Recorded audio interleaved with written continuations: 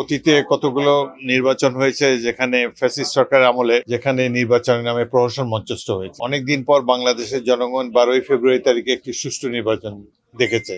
তো আশা করব আগামী দিনে স্থানীয় সরকার নির্বাচনগুলো যদি সুষ্ঠু এবং নিরপেক্ষ হয়, ভালো লোকেরা যদি নির্বাচিত হয়ে আসে, একজন ভালো লোক উপরে থাকলে অটোমেটিক্যালি সমাজ ঠিক হয়ে যায়। এমনি স্থানীয় সরকারে যারা নির্বাচিত হয়ে আসবেন তারা যে এলাকার প্রতিনিধি সেই এলাকার উন্নয়নে মনোনিবেশ করবেন। সরকারের তরফ থেকে যতদূর সম্ভব সব ধরনের সহযোগিতা তাদেরকে করা হবে। দেশে একটি সুষ্ঠু নির্বাচন হয়েছে, একটি দলকে জনগণ 2/3 সংখ্যাগরিষ্ঠতা দিয়েছে, সুতরাং তাদেরই দায়িত্ব এই দেশকে সমৃদ্ধির পথে এগিয়ে নিয়ে যাওয়া। আর জুলাই সনদ দেশবাসীর সম্পদ। প্রত্যেক রাজনৈতিক যারা সংসদে যাদের প্রতিনিধিত্ব আছে তারা সবাই জুলাই সংসদে স্বাক্ষর করেছেন। বিএনপিও আমি মনে করি তারা জুলাই সংসদ বাস্তবায়নে বদ্ধপরিকর।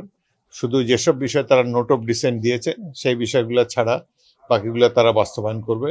এবং জুলাই সনদের পক্ষে আমি তো তেমন কোনো সরকার এবং বিরোধী দলের মধ্যে তেমন বড় কোনো ডিফারেন্স দেখি না।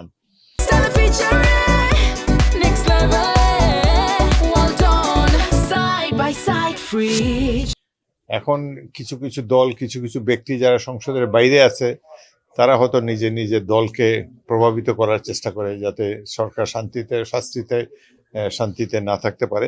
তবে জুলাই সনদে যেহেতু বিএনপি এবং অন্যান্য দল স্বাক্ষর করেছে, সবাই মিলে জুলাই সনদকে বাস্তবায়িত করবে বলে আমার বিশ্বাস।